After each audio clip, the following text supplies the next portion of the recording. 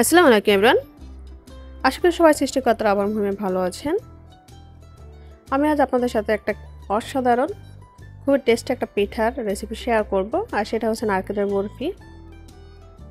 খুবই ইয়ামি। আর এটা হচ্ছে এই পিঠাটা ছোট বড় সকলেরই পছন্দ হবে, এবং আপনি কিন্তু এটা অতিথি আপ্যায়নেও দিতে পারেন, বা ঈদ উপলক্ষে যে কোনো অনুষ্ঠান উপলক্ষে, বিয়ে উপলক্ষেও তৈরি করতে পারেন। তো চলে যাচ্ছে পরবর্তী প্রসেসে। তো এখানে হচ্ছে আমি আতপ চাউল ব্লেন্ডার করে নিচ্ছি। যেহেতু খুব বেশি চাউল লাগবে না, এজন্য আমি ঘরেই ব্লেন্ডারে গুঁড়া করে নিচ্ছি। দেন হচ্ছে গুঁড়া করে যে চেলে নিতে হয় এভাবে। এখানে হচ্ছে আমি নিয়েছি 300 গ্রামের মতো চাউল নিয়েছি। আর 300 গ্রাম চাউল আমি এখানে কিছু সময় ভিজিয়ে রেখেছিলাম, আতপ চাউল। তো ভিজিয়ে রাখলে ব্লেন্ডার করতে ভালো হয়, গুঁড়াটা খুব মসৃণ হয়।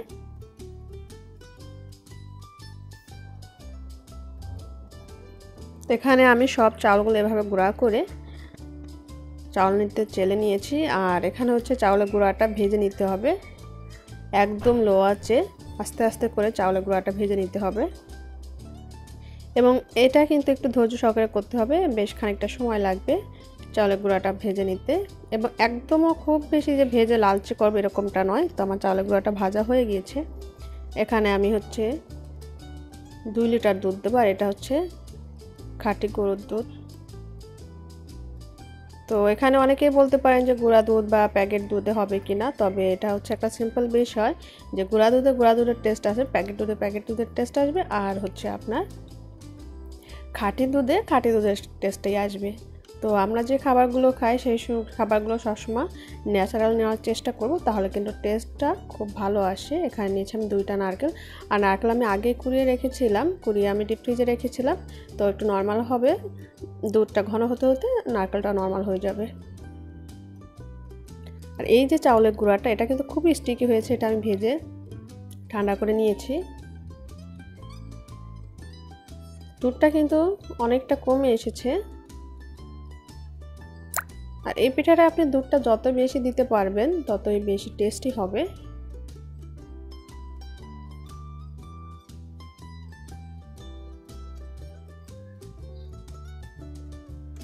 দুধটা প্রায় কিন্তু আমি 500 ml মতো করে নিয়েছি কমিয়ে। তো এই পর্যায়ে আমি দারচিনি দিয়ে দিচ্ছি, আর দিব হচ্ছে কিছু গরম মশলা বা এলাচ, সেগুলো আমি গুঁড়া করে নিয়েছি। তো দিয়ে দিলাম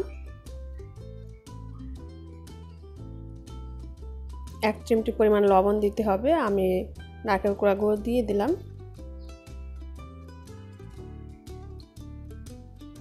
আর এখানে 2টা নারকেলের জন্য আমি 1 কেজির একটু কম চিনি নিয়েছি। এখানে হচ্ছে 600 গ্রামের মতো হবে চিনি। 600 গ্রামের বা তার একটু বেশি। আমি যে কেকের যে কাপ থাকে সেই কাপের আমি 2 কাপ নিয়েছি। দিয়ে দিয়েছি আমি 2টা তেজপাতা, এবং মাঝে কিন্তু 1 চিমটি লবণ দিয়ে দিয়েছি। তো এখানে হচ্ছে নারকেল, চিনি, দুধ খুব ভালো করে জাল করতে হবে।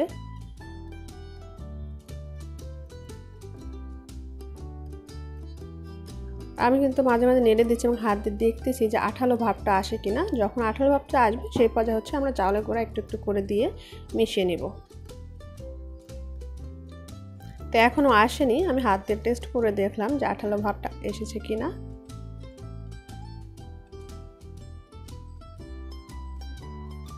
অনবরত কিন্তু নাড়তে হবে, যেহেতু দুধ এবং ঘন হয়ে আসছে, তাহলে কিন্তু নিচে লেগে যেতে পারে।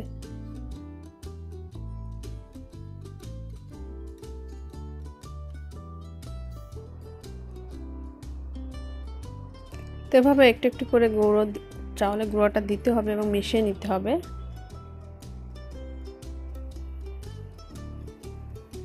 এই পিঠাটা আমাদের এলাকায় নারকেলের বরফি বা নারকেল তপ্তি এটাও বলে থাকে। তবে আপনাদের কার এলাকায় এই পিঠা কী নামে পরিচিত সেটা কমেন্টে জানাবেন। আসলে অনেক দিন কোনো ভিডিও আপলোড করা হচ্ছিল না, তো অনেকেই ইনবক্স করেছিলেন যে কি হয়েছে, ভিডিও ছাড়ছি না কেন। আমার অনেক পরিচিতরা, অনেক ভিউয়ার্সরা ইনবক্স করেছিলেন। তো আসলে মেন একটা কারণ হচ্ছে কি বলে অলসতা। মাঝে মাঝে অলসতা খুব পেয়ে বসে যে করতে হচ্ছে। এই ভিডিওটা অনেক দিন, প্রায় 1 মাস হয়ে যাবে যে পড়ে রয়েছে গাড়িতে, এডিট করতে ইচ্ছা হয় না, বা এই ভয়েস দেওয়ার যে অলসতাটা এটা আসলে খুব বেশি কাজ করে, ভয়েস দিতে ইচ্ছা করে না। তো শেষমেশ ভয়েস দিতে আসলাম এবং আপনাদের সাথে শেয়ার করব।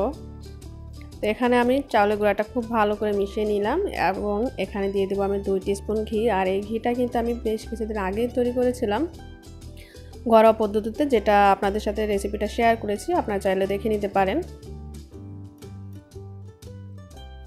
তো আর এটা হচ্ছে মেয়ের একটা কারণ যে চ্যানেলটা কিছুদিন আগে হ্যাক হয়ে গেল। তো হ্যাক হওয়ার পরে আসলে আমি একটু হতাশ হয়ে পড়েছি, আর হচ্ছে মানে ইন্টারেস্ট হারিয়ে ফেলেছি আমার কাজের প্রতি।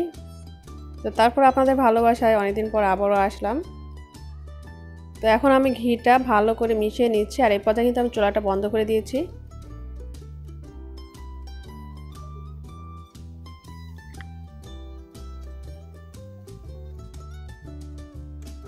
তো আমি ভালো করে ঘিটা মিশিয়ে নিয়ে আমি একটা বোর্ডে ছড়িয়ে নিব।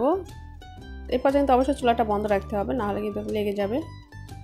তো আমি একটা বোর্ডে উঠিয়ে নিব।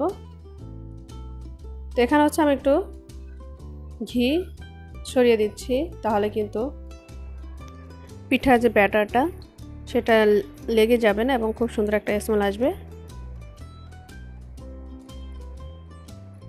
তো আমি এটাকে ভালো করে ছড়িয়ে দেবো, তবে এখনও গরম আছে যেহেতু হাত তো দেওয়া যাচ্ছে না, অল্প অল্প করে একটু একটু করে ছড়িয়ে নিচ্ছি। একটু ছড়িয়ে এবং ঠান্ডা হওয়ার জন্য অপেক্ষা করব। আপনারা কিন্তু বুঝতে পারছেন দেখে হয়তো বা যে আমি কিন্তু হাত দিতে পারছিলাম না, অনেক বেশি গরম ছিল। তো এইভাবে হচ্ছে আমি ছড়িয়ে নিয়েছি এবং চারপাশ দিয়ে একটু সমান করে কেটে নিয়েছি এবং ছুরি দিয়ে এভাবে জাস্ট একটু র করে দিচ্ছি। র করে দিলে হবে কি ডিজাইনটা একটা সিম্পল একটা ডিজাইন হয়ে যাবে কিন্তু। আর এই পর্যায়ে হচ্ছে যাদের ডিজাইনার কাটার আছে, কাটার দিয়ে কেটে নিতে পারেন, বা এভাবে কিন্তু ছুরি দিয়ে চৌকা করে বা আপনাদের পছন্দ মতো শেপ দিয়ে কিন্তু কেটে নিতে পারেন। এখানে হচ্ছে আমি ডিজাইনার কাটার আছে, তো এভাবে আমি কিছু ডিজাইন করে নিব। এখানে এই ডিজাইনার কাটাদের কাটলে কিন্তু দেখতে খুব সুন্দর লাগে, আর এটাতে কিন্তু আপনি নাগেজ বা কাবাব সেগুলো কিন্তু এরকম সুন্দর শেপ দিয়ে নিতে পারেন এবং বাচ্চারা কিন্তু বেশি আকর্ষিত হয় সেই সুন্দর সুন্দর ডিজাইনগুলো দেখে। আমার কাছে ডিজাইনগুলো খুবই ভালো লাগে, এজন্য আমি এগুলো দিয়ে করে নিচ্ছি। যাদের হাতের কাছে এই ডিজাইনের কাটারটা নেই তারা নাইফ দিয়ে আপনাদের পছন্দ মতো শেপ দিয়ে নিতে পারেন। আর এই পিঠাটা হচ্ছে বাইরেও রাখতে পারেন, তবে যেহেতু এর ভিতরে ঘি, দুধ এবং নারকেল আছে, গরমের সময় কিন্তু খুব বেশি দিন বাইরে ভালো থাকবে না। তো নর্মাল ফ্রিজে রাখলেই ভালো হয়, মানে ফ্রিজের নর্মাল চেম্বারে। আর পিঠাটা ঠান্ডা হলে খেতে একটু বেশি ভালো লাগে। তো এভাবে আমি বিভিন্ন শেপ দিয়ে পিঠাগুলো কেটে নিয়েছি। তো রেসিপিতে ভালো লাগলে আপনারা অবশ্যই লাইক কমেন্ট সাবস্ক্রাইব করবেন এবং আমার Facebook page SB foodies diary follow দিতে পারেন। এবং যে কোনো প্রশ্ন আপনাদের জানার থাকলে কমেন্টে জানাতে পারেন, আমি অ্যান্সার করার চেষ্টা করব। তো সবাই ভালো থাকবেন, দেখা অন্য কোনো দিন নতুন কোনো রেসিপিতে। সবাই দোয়া করবেন। আল্লাহ হাফেজ।